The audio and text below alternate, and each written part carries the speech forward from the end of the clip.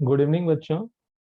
अभी जो है आज के लेक्चर में हम लोगों को क्या जानना है, डी ब्रॉगलीज हाइपोथेसिस के बारे में। और साथ ही साथ डी ब्रॉगलीज हाइपोथेसिस से संबंधित हम लोग कुछ कुछ क्वेश्चंस करेंगे जो कि बहुत ज्यादा इंपॉर्टेंट, मतलब जो भी क्वेश्चन हम लोग करने जा रहे हैं वो बहुत ज्यादा इंपॉर्टेंट क्वेश्चंस है किस चीज का, डी ब्रॉगलीज हाइपोथेसिस। लेकिन उन क्वेश्चंस को करने के पहले अगर तुम लोगों को डी ब्रॉगलीज हाइपोथेसिस बहुत अच्छे से जानना है तो इन सारे क्वेश्चंस को बहुत अच्छे से देखना और समझने की कोशिश करना। लेकिन इन क्वेश्चंस को करने के पहले हम लोग करते क्या है कि डी ब्रॉगलीज हाइपोथेसिस का शॉर्ट रिवीजन कर लेते हैं। ओके, हम लोग क्या करते हैं, डी ब्रॉगलीज हाइपोथेसिस का शॉर्ट रिवीजन कर देते हैं। शॉर्ट रिवीजन करने का मतलब क्या होता है कि डी ब्रॉगलीज हाइपोथेसिस के बारे में जो भी चीज हम लोग पहले पढ़ चुके हैं उन्हीं चीज को शॉर्टकट में कम समय में हम लोग 1 मिनट में देख लेते हैं, ठीक है ना। क्या होता है de Broglie's hypothesis? De Broglie's hypothesis को ही ड्यूअल नेचर ऑफ मैटर भी हम लोग बोल देते हैं। और डी ब्रॉगलीज हाइपोथेसिस में हम लोग क्यों क्या जानना होता है कि कोई भी मैटर, कोई भी ऑब्जेक्ट अगर मूविंग कंडीशन में है तो उस ऑब्जेक्ट में पार्टिकल कैरेक्टर के साथ साथ, मतलब मैटर कैरेक्टर के साथ साथ उसमें कुछ ना कुछ वेव का भी कैरेक्टर आ जाता है। और वो जो वेव का कैरेक्टर आता है उससे संबंधित जो वेवलेंथ होगा lambda, that is directly inversely proportional to momentum of that particular body. यही बोलता है डी ब्रॉगली। डी ब्रॉगली के अनुसार क्या होता है कि कोई भी ऑब्जेक्ट अगर मूविंग कंडीशन में होगा, अगर कोई भी ऑब्जेक्ट मूविंग कंडीशन में हो, इस तरह से कोई भी ऑब्जेक्ट अगर इस तरह से मूविंग कंडीशन में हो, तो सच्चाई ये है कि वो तो या तो स्ट्रेट लाइन मूव करेगा, जो कि तुमको नजर आ रहा है। क्या इस तरह से होगा? क्या तुमको नजर आ रहा है क्या? ये नहीं, ये इस तरह से नहीं होगा। सच्चाई ये है कि कोई भी ऑब्जेक्ट जब मूविंग कंडीशन में रहता है पार्टिकल की तरह, तो वो स्ट्रेट लाइन में मूव करता है विथ सम वेलोसिटी भी, है ना। लेकिन डी ब्रॉगली का कहना है कि जब भी कोई बॉडी मूविंग कंडीशन में रहता है तो वो पार्टिकल की तरह तो है ही, लेकिन उसमें कुछ ना कुछ वेव करेक्टर आता है। तो वेव करेक्टर आने से ऑब्वियस सी बात है, जब उसमें वेव करेक्टर आएगा तो कुछ ना कुछ उसका वेवलेंथ भी होगा ना जी, कुछ ना कुछ वेवलेंथ होगा ना, कुछ इस तरह से। तो वो जो वेवलेंथ है that is inversely proportional to momentum of the body, means what, lambda is inversely proportional to mass into velocity of the body, है ना। ये प्रोपोर्शनलिटी का टर्म जब हम हटाते हैं तो lambda is equal to H by P हो जाता है। और पी को ही हम लोग मोमेंटम से दर्शाते हैं, तो lambda is equal to H by M V लिख सकते हैं, नहीं एच बाई एम भी लिख सकते हैं। अब तुम बताओ, lambda is equal to H by M V की जगह हम लोग अगर काइनेटिक एनर्जी यूज करें तो lambda is equal to H by root under 2m into kinetic energy. ये तुमको पता होना चाहिए। यहाँ के जो है वो क्या है, काइनेटिक एनर्जी। दरअसल होता क्या है कि काइनेटिक एनर्जी जो होगा, kinetic energy is equal to क्या होता है, हाफ एम वी स्क्वायर। फिर से लिखते हैं, kinetic energy is equal to half M V square, है ना। तो kinetic energy half M V square है। तो तुमसे अगर हम यहाँ पर पूछ लें कि यहाँ पर मास से मल्टीप्लाई कर दें तो मास से डिवाइड भी करना होगा, तो kinetic energy is equal to क्या हो जाएगा, मास इंटू 1/2 एम भी का होल स्क्वायर। देखो तो कोई तकलीफ है,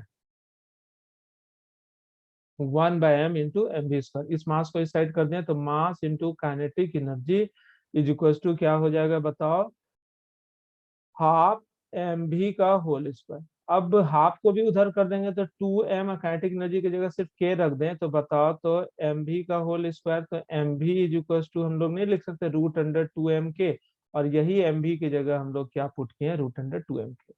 और क्या होता है तुमको पता होना चाहिए कि एनर्जी इज इक्वल टू दरअसल चार्ज इंटू पोटेंशियल डिफरेंस।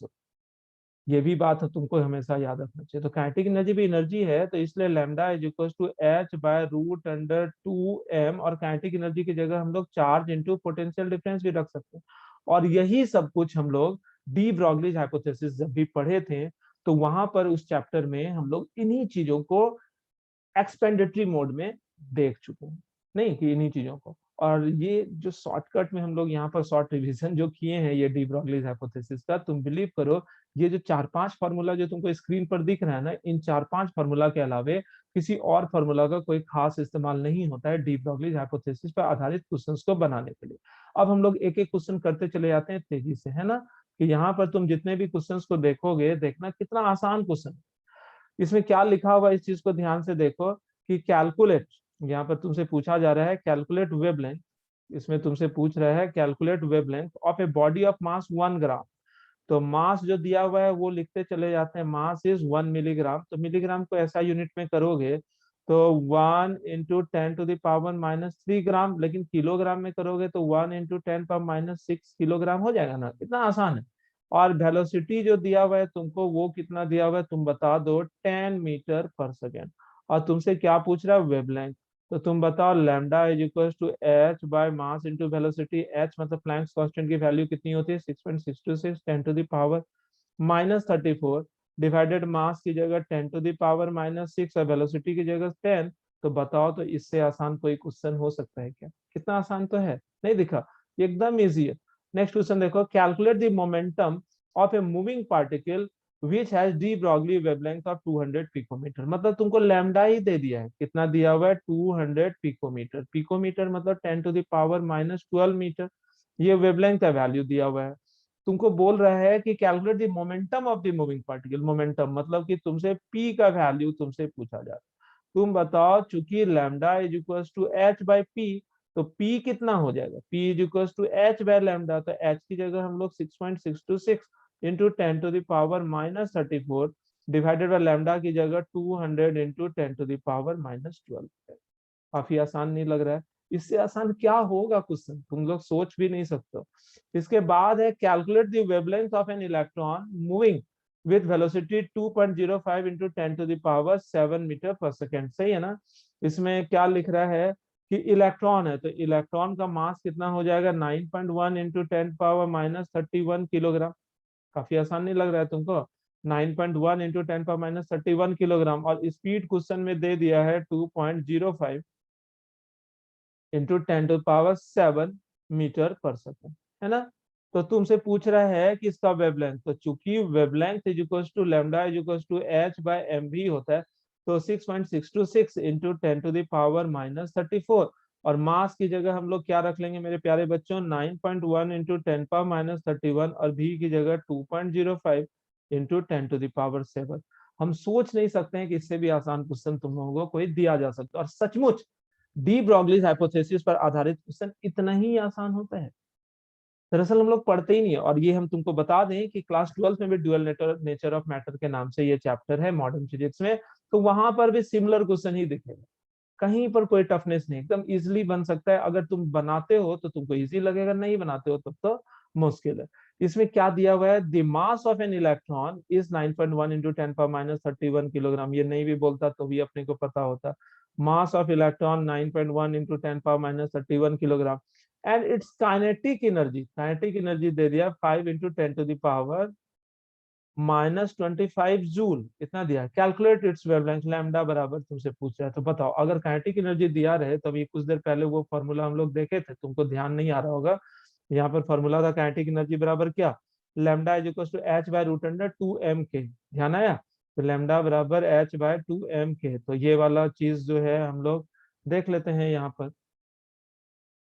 तो यहाँ पर lambda is equal to H by root under 2m के। इतना सारा हम लोग करेंगे। काफी आसान लग रहा है कि नहीं है? काफी आसान है। h की जगह 6.626 10⁻⁻34 और divided by square root of 2।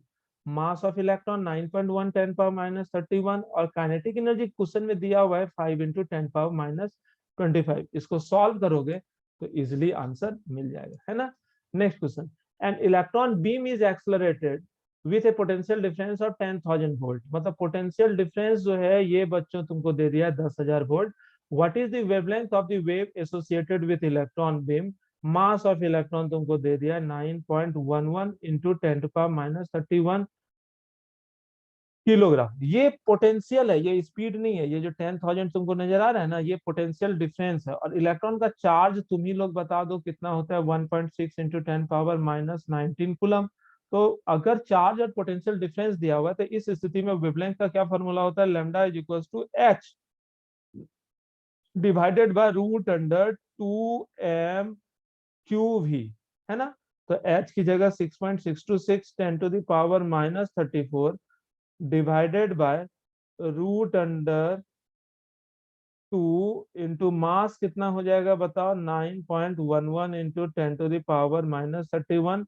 Charge की जगह 1.6 इंटू 10⁻⁻19 और पोटेंशियल डिफरेंस जो तुमको नजर आ रहा है 10,000 वोल्ट इतने मीटर के बराबर। कितना आसान है। नेक्स्ट क्वेश्चन, इसमें क्या लिखा है, if the velocity of the electron in Bohr's first orbit, कि बोर्स फर्स्ट ऑर्बिट में इलेक्ट्रॉन की स्पीड जो है 2.19 इंटू 10⁻6 मीटर पर सेकंड दिया है, तो calculate D Broglie's wavelength associated with it. तो मास तो इलेक्ट्रॉन का क्वेश्चन में नहीं भी दिया है, तो अपने को खुद से ले लेना है 10⁻⁻31 किलोग्राम। और तुमसे पूछ रहा है lambda is equal to what, तुम ही बता दो। वेवलेंथ इज इक्वल टू क्या होता है, H divided by M V. H की जगह 6.626 10⁻34 डिवाइडेड बाय मास 9.1 इंटू 10⁻31। और इस इलेक्ट्रॉन का स्पीड कितना होता है 2.19 इंटू 10⁻6। तो इतना metre, and this is the answer, है ना। नेक्स्ट क्वेश्चन, इस क्वेश्चन में क्या दिया हुआ है, स्पीड से इसलिए बना रहे हैं क्योंकि वीडियो में बहुत ज्यादा समय इन्वेस्ट करने का कोई मतलब नहीं जाता। सचमुच क्वेश्चन इतना आसान है तो क्यों नहीं फटाफट बनाए। वैल्यू पुटिंग तो है ही। Calculate momentum of a particle, momentum पूछ रहा है, P is equal to what. हम लोग क्वेश्चन पढ़ते जाते हैं, जो भी चीज है वो लिखते चले जाना चाहिए। ये तुम्हारी भी आदत होनी चाहिए। तुम गौर करते हो कि जब भी हम कोई न्यूमेरिकल सॉल्व करते हैं तो हम क्वेश्चन पढ़ने के ही दौरान गिवन डाटा या फिर जो रिक्वायर्ड डाटा है वो लिखते चले जाते हैं। Momentum of a particle which has wavelength of 2 angstrom, इसका वेवलेंथ लैम्डा बराबर 2 एंगस्ट्रॉम है। 2 एंगस्ट्रॉम मतलब 2 इंटू 10⁻⁻10 मीटर। तो मोमेंटम पूछा है, चूंकि lambda is equal to H by P होता है, तो पी इज इक्वल टू क्या हो जाएगा, एच बाई लैम्डा, है ना।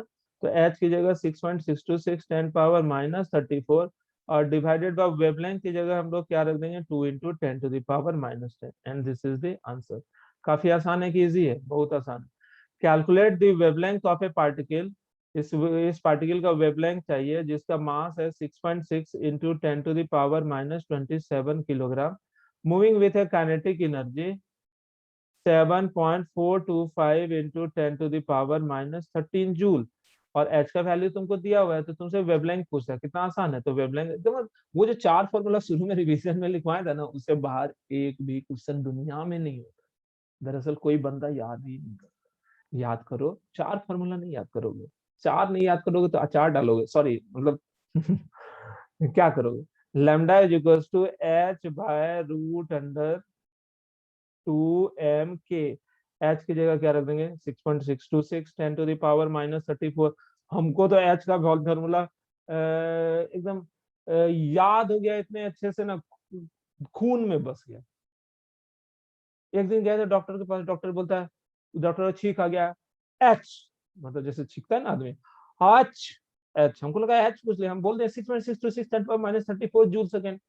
डॉक्टर खड़े हो गए, बोले क्या हुआ भैया आपको। बोले आप ही ने बोले एच। बोले हे भगवान, वो छींके थे, एच नहीं बोल रहे थे। तो दरअसल इतनी बार एच आता ही है, क्यों नहीं याद हो जाए। पहले बताओ तो एच की वैल्यू यूनिवर्सल कांस्टेंट है कि specific constant, universal constant. Universal constant है, ये याद रहना चाहिए मुझवानी की। डॉक्टर छींक ले तो बोल देना 6.626 10⁻⁻34, टेंशन में आ जाएगा क्या पेशेंट को बीमारी एक्चुअली क्या है। the root under 2 into mass 9.1 into 10⁻⁻31 or into k kinetic energy 7.425 into 10⁻⁻13, जो भी हो जाए इतना मीटर। इज इट ओके और नॉट। काफी आसान। What must be the velocity of A beam of electron, मतलब इलेक्ट्रॉन का बीम है, इलेक्ट्रॉन है तो मास तो अपने को पता है 9.1 इंटू 10⁻⁻31 किलोग्राम। और बोल रहा है स्पीड कितना होगा, भी कितना होगा if they are to display de Broglie wavelength of 1 angstrom, की बोल रहा है 1 एंगस्ट्रम डिस्प्ले करे, तो 1 एंगस्ट्रम मतलब क्या 10⁻⁻10 मीटर, है ना। तो इसके लिए स्पीड पूछ रहा है, तो तुम ही बताओ, चूंकि lambda is equal to H by M V, है ना, तो भी पूछ रहा है, तो भी इज इक्वल टू क्या हो जाएगा H by M into lambda. इतना तो तुम लोग कर ही सकते हो ना। एच की वैल्यू अच्छी 6.626 10⁻⁻34 और डिवाइडेड बाय मास की जगह हम लोग क्या ले लेंगे 9.1 इंटू 10⁻⁻31 इंटू स्पीड, हाँ नहीं लैम्डा, लैम्डा 10⁻⁻10, जो भी आ जाएगा इतना metre per second is the answer. Okay.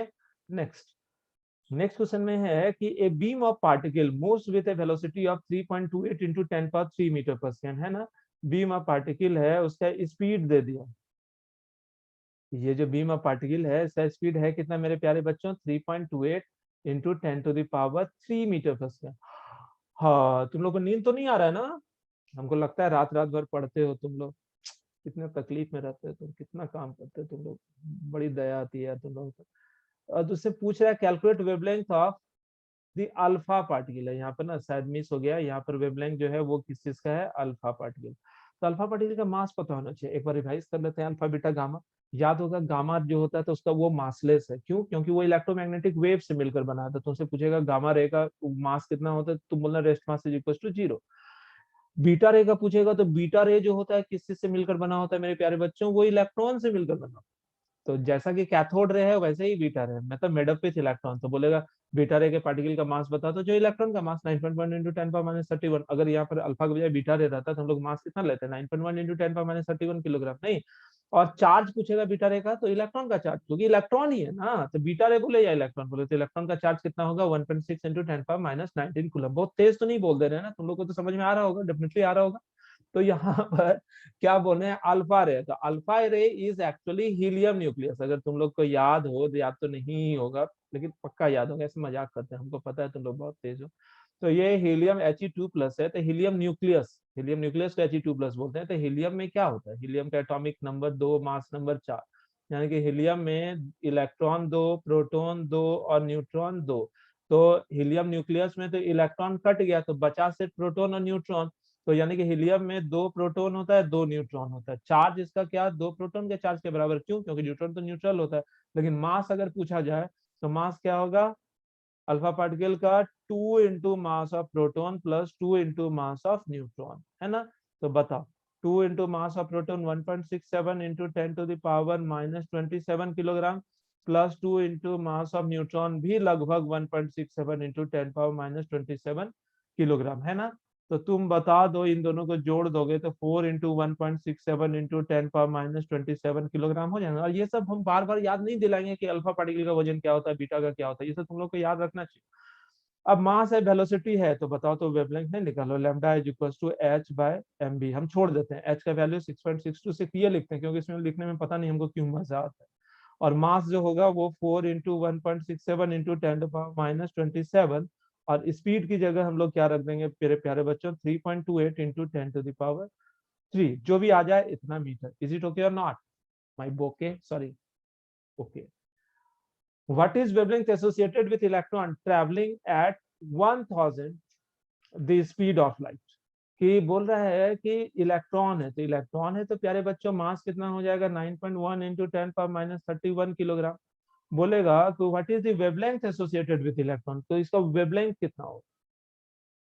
अगर ये 1000 of the speed of light, कि लाइट का स्पीड कितना होता है 3 इंटू 10⁸ मीटर पर सेकेंड, इसका 1000th, मतलब 1000th मतलब कि डिवाइडेड बाय 1000, तो कितना हो गया 3 इंटू 10⁵ मीटर पर सेकेंड, है ना? मास है, वेलोसिटी है तुम्हारे पास। तो वेवलेंथ क्या होता है, h बाय mv। h की जगह मेरे प्यारे बच्चों 6.626 10⁻34 डिवाइडेड ऑफ मास, मास की जगह हम लोग इलेक्ट्रॉन का मास ले लेंगे 9.1 इंटू 10⁻31, और स्पीड की जगह 3 इंटू 10⁵, जो भी हो जाए इतना metre is the answer. Okay, next question देखो। नेक्स्ट क्वेश्चन में लिखा हुआ है कि which is associated with a de Broglie's wave of longer wavelength, a proton or an electron having same velocity। देखो, एक इलेक्ट्रॉन है तुम्हारे पास, एक प्रोटॉन है, तो मास इलेक्ट्रॉन का होगा, मास प्रोटॉन का होगा, किसका मास ज्यादा होगा, प्रोटॉन का मास ज्यादा होगा। क्लियर है ना? स्पीड बोल रहा है velocity of electron is equals to velocity of proton, है ना?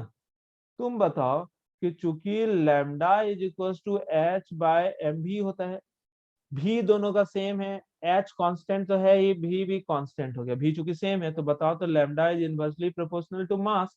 तो जिसका मास ज्यादा होगा उसका वेवलेंथ कम, और जिसका मास कम उसका वेवलेंथ ज्यादा, उसका वेवलेंथ ज्यादा।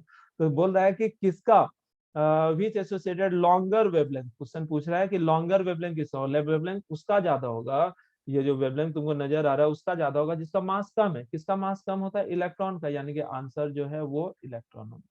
फिर से एक बार बताता हूँ, इलेक्ट्रॉन का मास जो है यहाँ दिख रहा है, इलेक्ट्रॉन का मास जो है प्रोटॉन से कम है, और स्पीड जो है बराबर है। अब तुम बताओ lambda of electron is equal to h by mass of electron into V of electron.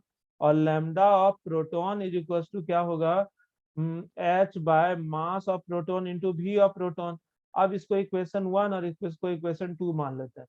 तो lambda E by lambda H, lambda P sorry, lambda E by lambda P is equal to क्या होगा, lambda electron की जगह क्या रखोगे, H by mass of electron, velocity of electron, और इधर H by mass of proton into velocity of proton. देखो तो एच और एच कट गया और वेलोसिटी भी दोनों का कट गया। तो बताओ तो क्या हुआ, lambda electron by lambda proton is equal to mass of proton by mass of electron. और चूंकि मास ऑफ प्रोटॉन जो है, क्योंकि mass of proton is greater than mass of electron, इसलिए lambda E by lambda P is greater than 1, इसलिए lambda E is greater than lambda P and this is the result. मतलब electron जो होगा वो longer wavelength का होगा। ठीक है, next, what should be the ratio of velocities of CH4। यहाँ पर दो मॉलिक्यूल है, देखो CH4 है और O2 है ना। कर रहा है what should be the ratio of velocities of CH4 and O2, यानी कि velocity of CH4 by velocity of O2 तुमसे पूछा जा रहा है ना। So that they are associated with de Broglie's wave of equal wavelength. तो पहले तो बताओ मास ऑफ CH4, इसको 1 मान लेते हैं और इसको 2 मान लेते हैं। ठीक है, तो mass of 1 is equal to कितना हो जाएगा, M1 इज इक्वल टू 12 और 4 16 ग्राम, मतलब मॉलिक्यूलर 16 AMU हो गया। M2 मास ऑफ ऑक्सीजन कितना, 16 दूनी 32, 32 AMU हो गया। मास दोनों का पता चल गया। वेवलेंथ बोल रहा है lambda 1 is equals to lambda 2, question में जैसा दिया वेवलेंथ दोनों का सेम है। तो चूंकि लैम्डा 1 होगा कितने के बराबर, lambda 1 is equals to h by M1v1, और लैम्डा 2 जो होगा वो क्या होगा, h बाय M2v2। इसको इक्वेशन 2 मान लेते हैं, इसको इक्वेशन 1, और इक्वेशन 1 और 2 से तुम देखोगे lambda 1 by lambda 2 is equals to क्या हो जाएगा, h by M1v1 by h by M2v2। h cut गया तो बताओ तो M2v2 बाय M1v1 हो गया ना। और चूंकि लैम्डा 1 और लैम्डा 2 बराबर है, तो लैम्डा 1 बाय लैम्डा 2 कितना हो जाएगा, 1 के बराबर, यानी कि 1 is equal to M2v2 bye M1v1, है ना। तो अपने को चाहिए V1 बाय V2, अपने को चाहिए V1 बाय V2, इसलिए V1 bye V2 is equal to क्या हो जाएगा, M2 bye M1। V1 bye V2 है क्या, तुमको समझ में आया ना। V1 मतलब V of CH4 by V of O2, V1 मतलब CH4 को ना मानते हैं, तो mass of O2 by mass of CH4।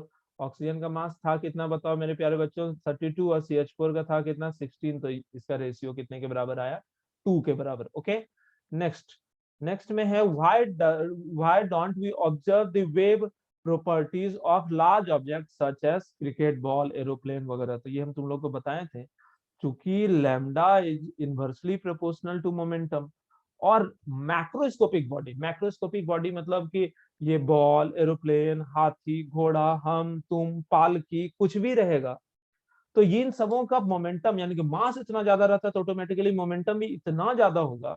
Momentum very large, p very large, तो लैम्डा इज नेग्लिजिबली स्मॉल। और नेग्लिजिबली स्मॉल मतलब in the range of 10 power minus 40, 10 to the power minus 56, 10 to the power minus 20, 10 to the power minus 29, इन सारे range में होता है wavelength.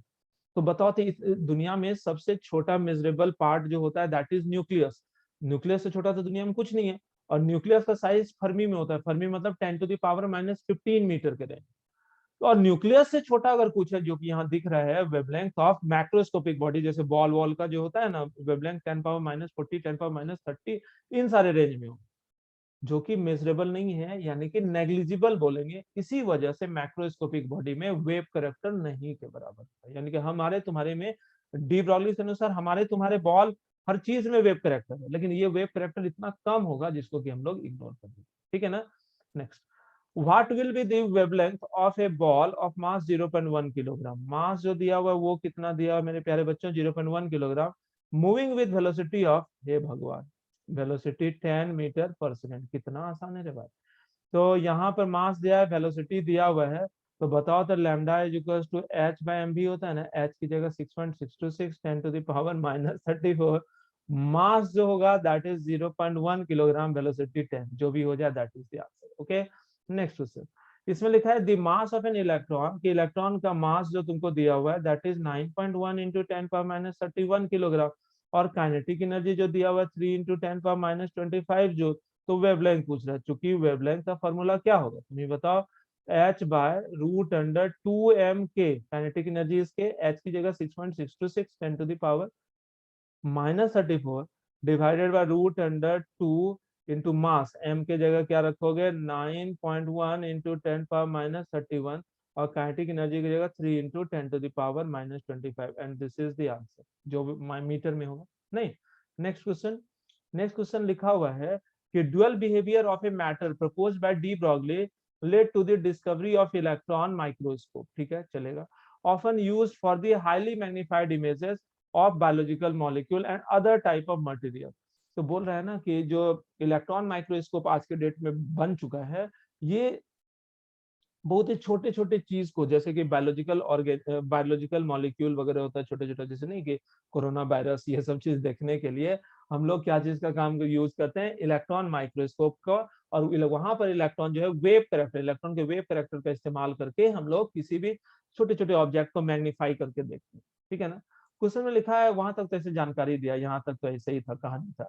अब question है, if the velocity of electron in the electron microscope is 1.6 into 10⁻⁶, यानी कि velocity दिया हुआ है 1.6 इंटू 10⁻⁶ मीटर सेकेंड, और चूंकि इलेक्ट्रॉन है तो मास देने की जरूरत है नहीं, 9.1 10⁻⁻31 किलोग्राम। तो वेवलेंथ पूछ रहा है, तो वेवलेंथ क्या हो जाएगा, h by mass into velocity 6.626 10⁻⁻34 by velocity की जगह मेरे प्यारे बच्चों हम लोग क्या ले लेंगे, 9.1 इंटू 10⁻31 मास, और स्पीड 1.6 इंटू 10⁻⁶, जैसा कि क्वेश्चन में दिया हुआ है, इतना मीटर आंसर। Okay, next. इसमें लिखा हुआ है if the velocity of an electron in Bohr's first orbit is इतना, स्पीड जो है इलेक्ट्रॉन का दिया हुआ है 2.19 into 10⁻⁶ metre per second, calculate the de Broglie's wavelength associated with it. तो मास तो इलेक्ट्रॉन है तो वो देने की जरूरत है नहीं, 9.1 10⁻31 किलोग्राम, तो वेवलेंथ तुमसे पूछा जा रहा है, तो चूंकि wavelength is equal to h/mv, h की जगह 6.626 10⁻⁻34, और डिवाइडेड बाय मास कितना होगा मेरे प्यारे बच्चों, 9.1 इंटू 10⁻31 इंटू वेलोसिटी बराबर 2.19 इंटू 10⁻⁶, इतना मीटर पर सेकंड। वाह कितना इजी है, भगवान जाने इतना इजी क्वेश्चन मेरे टाइम आया था तो हम क्या नहीं करते थे। The velocity associated with a proton moving with potential difference 1000 volt, मतलब पोटेंशियल डिफरेंस दिया कैपिटल V 1000 वोल्ट है, ठीक है ना, इज इतना, इसका स्पीड भी दिया हुआ है, ये जो प्रोटॉन है इसका स्पीड दिया हुआ है v is equal to 4.27 into 10⁵ metre per second, है ना। If the hockey ball of mass 0.1 kilogram, बोला ये प्रोटोन के लिए था, ठीक है, ये सारा डाटा प्रोटोन के लिए था। बोला अब एक है हॉकी बॉल है, ये बॉल है हॉकी बॉल, और इस हॉकी बॉल में कुछ कुछ कहानी दी गई है। इस हॉकी बॉल में क्या है, if the hockey ball of mass 0.1 kilogram is moving with this velocity, करा इसी वेलोसिटी से चल रहा हॉकी बॉल, v बराबर 4.27 इंटू 10⁵ मीटर पर सेकेंड से, तो बोल रहा है इस स्थिति में एसोसिएटेड वेवलेंथ कितना होगा, तो lambda is equal to h/mv। नहीं, क्वेश्चन को अगर तुम समझ लेते हो ना तो फिर ज्यादा तनाव नहीं लेना चाहिए। h के जगह 6.626 10⁻⁻34 डिवाइडेड बाय मास की जगह हम लोग क्या ले लेंगे 0.1 इंटू वेलोसिटी की जगह 4.27 इंटू 10⁵, इतना वेवलेंथ हो जाएगा metre. This is the answer, है ना। नेक्स्ट क्वेश्चन देखो, नेक्स्ट क्वेश्चन तो है नहीं, मिसलेनियस प्रॉब्लम है। तो इसके बाद बहुत सारा ऑब्जेक्टिव तुमको मिलेगा जो स्टिकर में, दरअसल स्टिकर का ही क्वेश्चन हम लोग बना रहे थे, तो उन सारे क्वेश्चंस को तुम लोग बनाना और अपने आप को बेहतर से बेहतर बनाओ, क्योंकि जितना ज्यादा मेहनत करोगे उतना ज्यादा सीखोगे, समझ रहे हो। कल के लेक्चर में हम लोग हाइजेनबर्ग अनसर्टेनिटी प्रिंसिपल के स्टिकर को बनाएंगे। अगर तुम लोगों ने हाइजेनबर्ग अनसर्टेनिटी प्रिंसिपल के स्टिकर को नहीं बना रखा है तो प्लीज उस स्टिकर को बनाओ, और उसके बाद फिर हम लोग क्वांटम नंबर का स्टिकर बनाएंगे। क्वांटम नंबर वाला स्टिकर अभी हम भेज दे रहे हैं तुम लोगों को, और तुम लोग वहीं से उस क्वांटम नंबर वाले स्टिकर को देखकर तुम लोग बनाना, ठीक है ना। वेरी गुड, जिसने बना लिया बहुत अच्छा बच्चा, बहुत दुलरवा बच्चा। और तो उस लोग जो नहीं बनाए हो उन लोग बनाओ, और जो अच्छा बच्चा है उसको compete करो, समझे। सब लोग एक दूसरे को compete करो। हाइजेनबर्ग वाला नहीं बनाया तो जरूर से बनाओ, अभी हम क्वांटम नंबर वाला स्टिकर भेज दे रहे हैं, तो उसको तुम लोग कल से बनाओ। है नहीं तो आज अगले दिन से करते हैं। Okay, bye.